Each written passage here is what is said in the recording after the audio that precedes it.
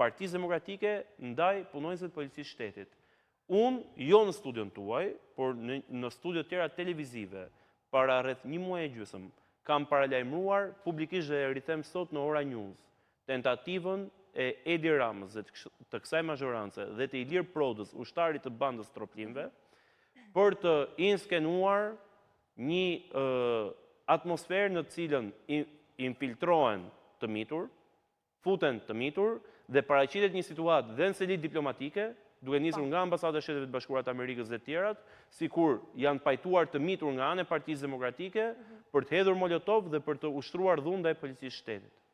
Unë po e denoncoj publikisht sot për herë parë ke Ora News, po e them dhe ke ju, që ky është një skenar i përgatitur nga qeveria, nga institucionet ligjzbatuese shqiptare dhe nga policia e shtetit, nga kreu i kupolës saj që është ushtar i krimit organizuar. Dhe po e them këtë për ta ditur që ai skenar që u pat në protestën e 24 janarit ka qenë i parapërgatitur nga qeveria. Në 24 janar ju keni parë 10 vjeçar që janë arrestuar, 12 vjeçar, 14 vjeçar që janë arrestuar dhe thoi në mediat e majta, në mediat e qeverisë, që këta janë eksponent Partisë Demokratike i ka marrë PD-ja për të hedhur molotov. Fati i madh qelloi që në të paktën 3 raste, 2 prej të miturve ishin shoqëruar nga prindrit dhe prindrit dhanë deklarata për media dhe thanë që ore kemi qenë duke kaluar pranë Nënkaçeve, aty ku zhvilloi protesta para kuvendit. Dhe na i kanë marrë fëmijët, na i kanë marrë, nuk kemi asnjë lidhje me PD-n, nuk njohim asnjëri ke PD-ja.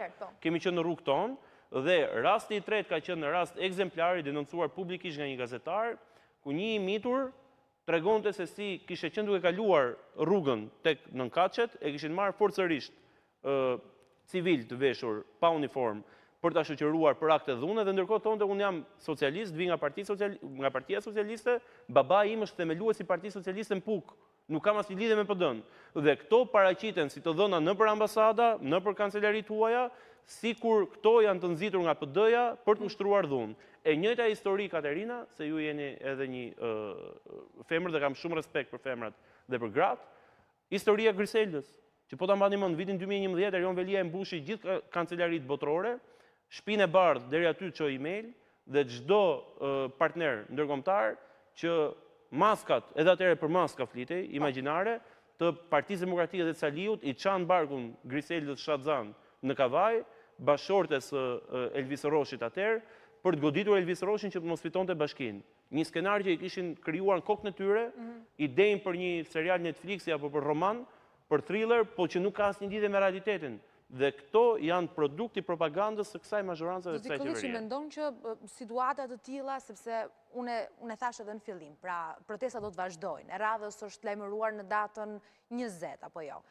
Duke parë gjithë mënyrën se si është duke shkuar deri më tani, pra e kemi diskutuar edhe më herët mënyrën se si zhvillohen protestat. Pra, edhe vetë Selia Blu ka thonë, ne dalim në protest, pastaj nuk është se mund të përcaktojmë një skenar kur dalim në protest, apo jo. Dhe e di fare mirë edhe qëndrimin tuaj lidhur me këtë, pra me mënyrën se si duhet parë protesta, si duhet organizuar protesta e më gjerë. Duke parë edhe gjithë situatën dhe ato se çfarë ka ndodhur. Si ndikon realisht tek edhe protestuesit ose edhe tek mbështetësit që duan dalin protest, ose tek qytetarët që nuk e kanë një përfaqësim politik, po themi? Si ndikon cila pjesë? Pjesa e këtyre arrestimeve që ndodhin, pjesa e këtyre skenave të dhunës që ndodhin, pak rëndësi ka se nga nisin.